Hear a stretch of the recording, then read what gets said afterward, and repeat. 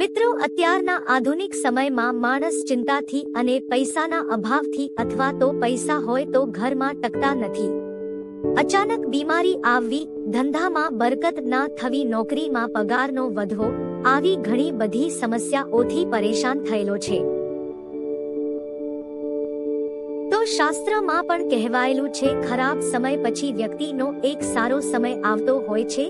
તે સમય ક્યારે આવે છે તે આપણને ખબર હોતી નથી, જ્યારે અમુક સંકેતો એવા હોય છે કે જેનો શાસ્ત્રમાં પણ ઉલ્લેખ કરેલો છે.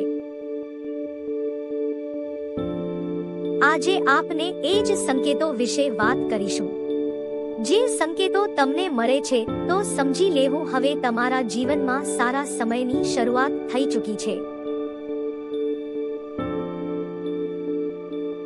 તો મિત્રો, ખાસ ભાઈઓ તથા બહેનો, અમારો આ વિડિયો અંત સુધી નિહાળજો.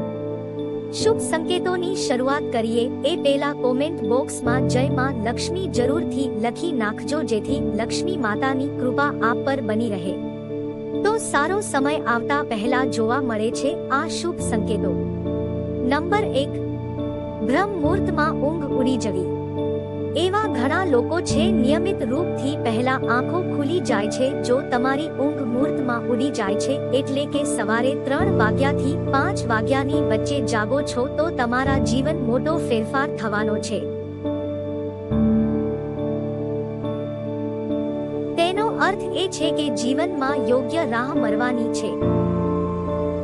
નંબર 2, ભગવાનની મૂર્તિ પરથી ફૂલ પડવું.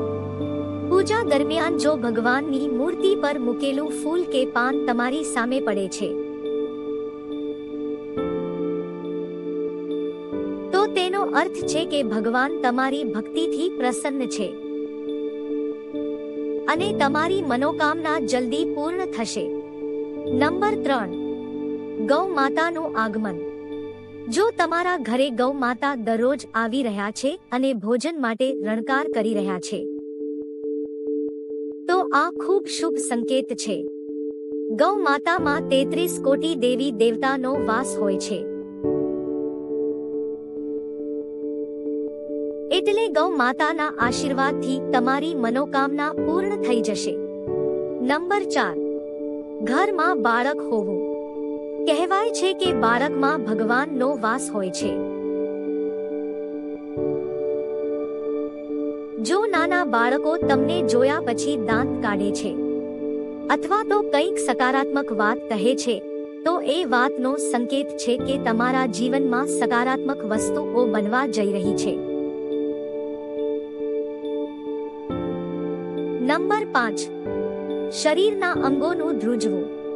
પુરુષના જમણા અંગોનું ધ્રુજવું શુભ માનવામાં આવે છે. પછી તે જમણી આંખ હોય કે જમણો હાથ, આ એક શુભ સંકેત છે. સ્ત્રીઓમાં ડાબા અંગનું ધ્રુજવું શુભ માનવામાં આવે છે, એટલે કે આંખ હોય કે હાથ શુભ ફળ આપે છે. નંબર 6, ઘુવડ. જો તમે ઘણા દિવસોથી માં લક્ષ્મીનું વાહન એટલે કે ઘુવડને જોઈ રહ્યા છો, તો માની લો કે તમારા ઘરમાં દેવી લક્ષ્મીનું આગમન થવાનું છે. માં લક્ષ્મીના સ્વાગત માટે ઘુવડ રાહ જોતું હોય છે અને તમને જલ્દી અપાર ધન પ્રાપ્ત થવાનું છે.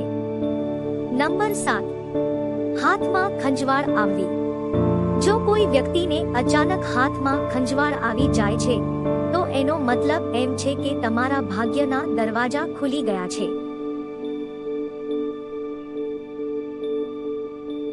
નંબર 8, વારંવાર ઠેસ વાગવી.